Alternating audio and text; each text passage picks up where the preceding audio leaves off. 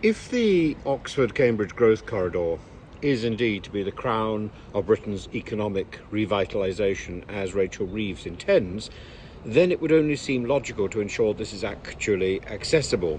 And now, if it's so important, it needs to be accessible now. The proposed investment in rail links and housing developments is laudable, yes. Yet the most glaring omission from these grand plans remains an issue of basic connectivity now. If we are serious about transforming the corridor into Europe's Silicon Valley, then surely we can afford to restore a direct and affordable public transport link between these two academic and innovation hubs. The current situation is frankly absurd. The cancellation of the Oxford-Cambridge bus service stopping at Milton Keynes in 2022, I think it was called the X5 or the T5 or something, has left public transport passengers like me with the unenviable choice of either travelling via London, a journey that is both time-consuming and costly and exhausting, frankly, or enduring a series of convoluted local connections that don't quite work and make the trip impractical for regular commuters or for students on a timetable and a budget. At a time when the government is making bold promises about turbocharging growth, is it not counterproductive to maintain this glaring gap in basic infrastructure?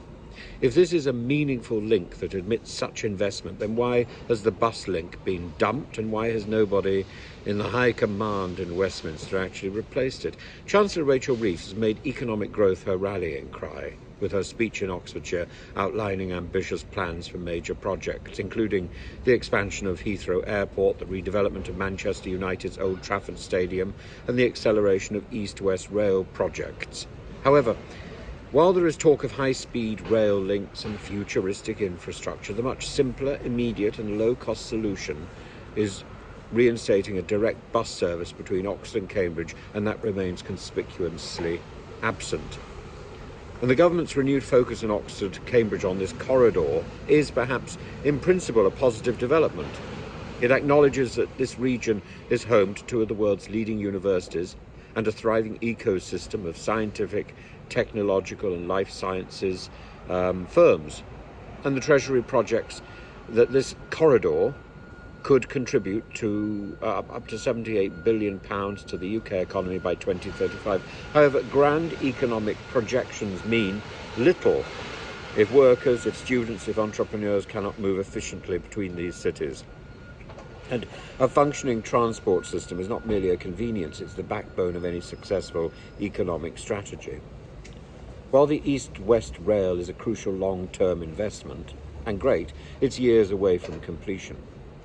In the meantime, restoring an Oxford-Cambridge bus service is an obvious, inexpensive and necessary step that should be implemented immediately. A reliable, affordable and frequent bus link would provide an essential stopgap while the rail infrastructure is developed, and would ensure that growth in the corridor is not hamstrung by inadequate transport options or circuitous routes. The government has made it clear that it wants to kick down the barriers to building and clear out the regulatory weeds to boost British growth, yet without ensuring that people can actually travel between Oxford and Cambridge efficiently, all the promises of innovation, superclusters and economic transformation will be hampered by the practical reality of inaccessibility. The question isn't whether we can afford to restore the bus service, but much rather whether we can afford not to.